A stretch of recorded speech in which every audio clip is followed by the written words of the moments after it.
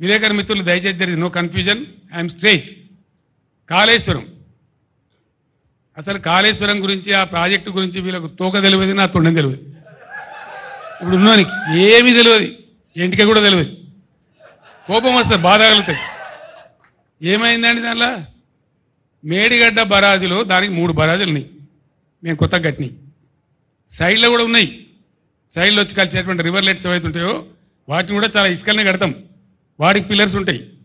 మొత్తం ఆ రివర్లెట్స్ కోసం కట్టినటువంటి ఉపనదుల మీద కట్టినవి కానీ మెయిన్ గోదావరి మీద కట్టినవి కానీ అన్ని బ్యారేజీల మీద కలిపి 300 చిల్లర ఉంటాయి.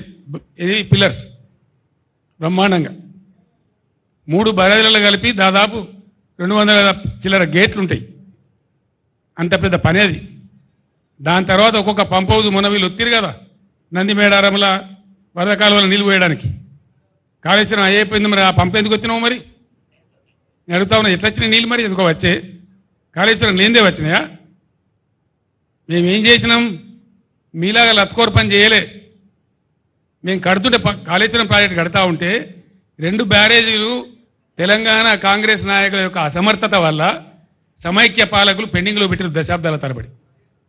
ఇవి ఇక్కడ మిడ్మానేర్ ప్రాజెక్టు అసంపూర్తిగా పెట్టిండ్రు, అక్కడ ఎల్లంపల్లి బారాజ్ అసంపూర్తిగా పెట్టిండ్రు. వాటిని మేము అగమేఘాల మీద కంప్లీట్ చేస్తూ ఉన్నాం. ఒక సీజన్లో మేము పనిచేస్తూ ఉంటే కట్ట నింపుతూ ఉంటే మాచారెడ్డి మండలంలో 25 సెంటీమీటర్ల వర్షం కురిసి పెద్ద వరద మానేరు వాగులు వచ్చేసి ఆ మిడ్మానేర్ కట్ట కొట్టుకొని పీకినారు. అది కట్టినోడు ఎవడండి? ఇవాళ అడ్డం పొడుగు మాట్లాడే కోమటిరెడ్డి వెంకటరెడ్డి మంత్రి, ఇవాళ మంత్రి. వాళ్ళ కంపెనీ, వాళ్ళ అమ్మ పేరు మీద ఉండే కంపెనీ వాళ్ళు కట్టిండ్రు. మేము మీ లెక్క చిల్లరగాల లెక్క వ్యవసాయం. మేము ఏమనుకున్నాం ఆ రోజు? మేఘాల మీద కాళేశ్వరం కంప్లీట్ కావాలి, రైతులకు నీళ్లు రావాలి, ఎంత తొందరగా వస్తే అంత మంచిది, మంచినీటి బాధ పోవాలి, సాగునీటి బాధ పోవాలి రాష్ట్రంలో అని ఆరాటపడ్డాం తప్ప మేము ఆనాడు కోమటిరెడ్డి కంపెనీ మీద కేసు పెట్టలే. మేము పెట్టకపోదుమా, అని జైలు లేకపోదుమా? మీ లెక్క చిల్లర కథ వాడానంటే ఆ రోజు ప్రభుత్వం మా చేతిలో లేకుండానా? ఏలే, మేము ఆ చిల్లర పని చేయలేం మీలాగా. సరే సరే దరిద్రుడు పోలేని చెప్పి కట్టినాం ప్రాజెక్టు, నింపి నిలబెట్టినాం, నిండా నింపి గంగమ్మలాగా తయారు చేసినాం. ఆ బ్రిడ్జి మీద పోతుంటే 2 పక్కల చూస్తే భయమయ్యే పరిస్థితి పెట్టినాం. అంత అద్భుతంగా నీళ్ళు కనబడేది, సముద్రంలా కనబడేది. దాన్ని మీరు ఇలా ఎడారి చేసినారు, నాశనం చేసినారు మీ తెలివి తక్కువతనం వల్ల, మీ అసమర్థత వల్ల. యాక్చువల్ ఫ్యాక్ట్ ఏంటండి రాహుల్ గారు? ఫ్యాక్ట్ ఈజ్ హానెస్ట్లీ టెలింగ్, గోదావరిలో వచ్చే వరద మామూలుగా ఉండదండి. ద ఫ్యాక్ట్ ఈజ్ దిస్, గోదావరిలో పైనుంచి నీళ్లు తక్కువ, కింద నీళ్లు తక్కువ. గోదావరిలో నీళ్లు వచ్చేదే, నీళ్లు దొరికేదే ప్రాణహిత, ఇంకొక ఆడ నీళ్లు లేవు. ఆ ప్రాణహిత దాటినాకనే కట్టాల. దానికోసం ఒక 6 నెలలు తపస్సు చేసినట్టు చేసి ఆ మేడిగడ్డను కనిపెట్టుకున్నాం. మేము కేంద్ర ప్రభుత్వ సంస్థ వ్యాప్కోస్ లైడార్ సర్వే కావాలంటే లైడార్ సర్వే కూడా చేసినాం. దాని డిజైన్ ఏంది అసలు వీళ్ళకి తెలుసా? వీళ్ళకి డిజైన్ గురించి అవగాహన ఉందా? ఏంది డిజైన్ ఏందండి? యాక్చువల్గా మేడిగడ్డ బరాజులో ఫ్యాక్ట్ ఏంటంటే గోదావరి పొంగేటువంటి 3-3.5 నెలలు గేట్లన్నీ ఎత్తే ఉంటాయి. గోదావరికి తలగాయి, నీళ్లు ఫ్రీ ఫ్లో ఉంటుంది, పోతూ ఉంటుంది. మనకు అవసరమైన నీళ్ళు ఎత్తుకుంటాం.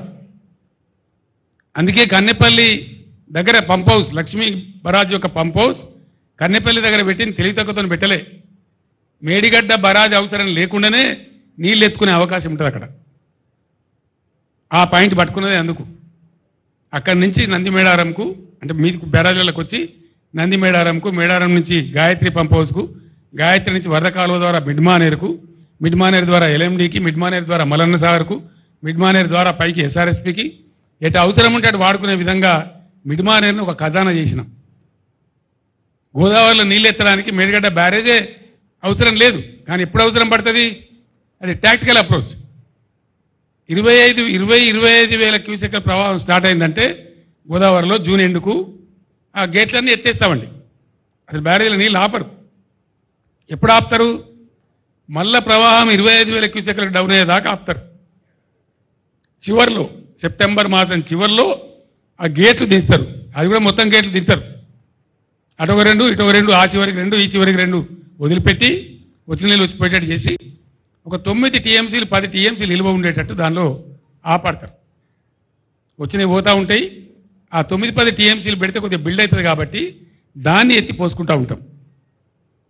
ఎత్తి ఎప్పటికప్పుడు పోస్తూ ఉంటాం కాబట్టి కరెక్ట్గా చెరువులు, చెక్ డ్యాములు, కుంటలు అన్ని నిండి ఉంటుండే, భూగర్భ జలం రీఛార్జ్ అవుతుండే, ఏ బాధలు లేకుండే, పంటలు ఎండకుంటుండే.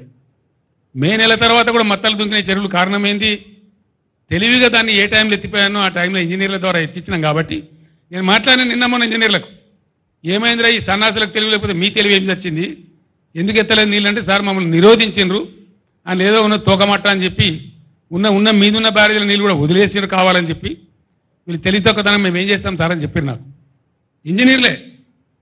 నిన్న ఇవాళ అడిగిన నేను అక్కడికే పోతున్నా. అసలు ఏం జరిగిందంటే 50 టీఎంసీల నీళ్ళు సముద్రానికి వదిలిపెట్టింది సార్. దగ్గర 48 టీఎంసీల నెట్ వాటర్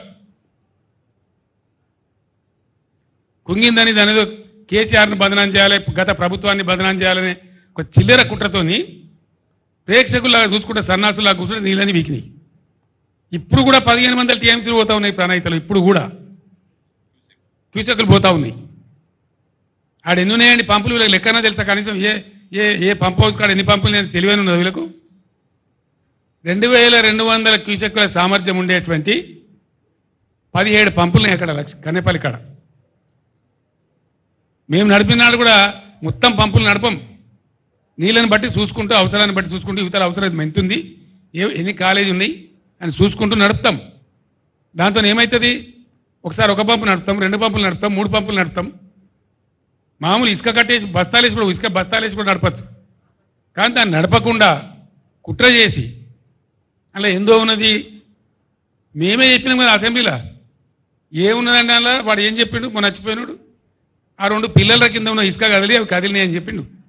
అంటే జరుగుతూనే ఉంటాయి, చాలా బరేలలో జరుగుతాయి, చాలా వాటిలలో జరుగుతాయి. మొన్న కదా గంగానదిలో నిన్నగాక మొన్న పేపర్లో ఫోటోలు వచ్చినాయి. గంగానది మీద బ్రిడ్జ్ కడతామంటే పటాన కూలిపోయింది. ఆడ నదులలో ఇసుకలో జనరల్గా జరుగుతాయి. ఎవడో ఒక చిన్న ఇంజనీర్ లోపమో, ఒక మెయింటెనెన్స్ లోపమో, దానికి ఎంతో ప్రళయం బద్దలైనట్టుగా ఒకటే పని కట్టుకొని ఆడికి యాత్రలు పెట్టి మాత్రలు పెట్టి పెద్ద కథ చేసి ఇక ఇప్పటికి కూడా ఆ పిచ్చికాలంలో ఉన్నదే కావాలి. అందులో ఏమైనా ఇంటికి దొరుకుతుందేమో, తోక దొరుకుతుందేమో, గుట్ట కడతామేమో అనే ఉద్దేశంతో ఓ పిచ్చి విఫల ప్రయత్నంలో ఉన్నారు తప్ప రైతాంగాన్ని ఆదుకోవాలి, మంచినీళ్ళకి బాధ వస్తుంది, రైతులను కాపాడాలనే ఆలోచన చేయలే. వృధాగా పారే నీళ్లను ఒక చిల్లర కుట్ర మనసులో పెట్టుకొని వదిలిపెట్టింది కాబట్టి పోయింది.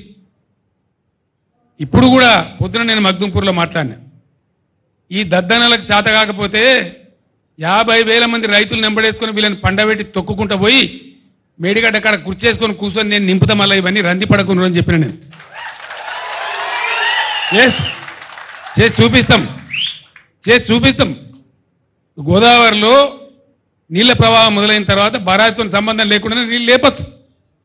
మళ్ళా మిడ్ మానేరు కలకల్లాడుతుంది, లోయర్ మానేరు కలకల్లాడుతుంది. తక్కువ పడితే ఎస్ఆర్ఎస్పీకి ఇయ్యచ్చు.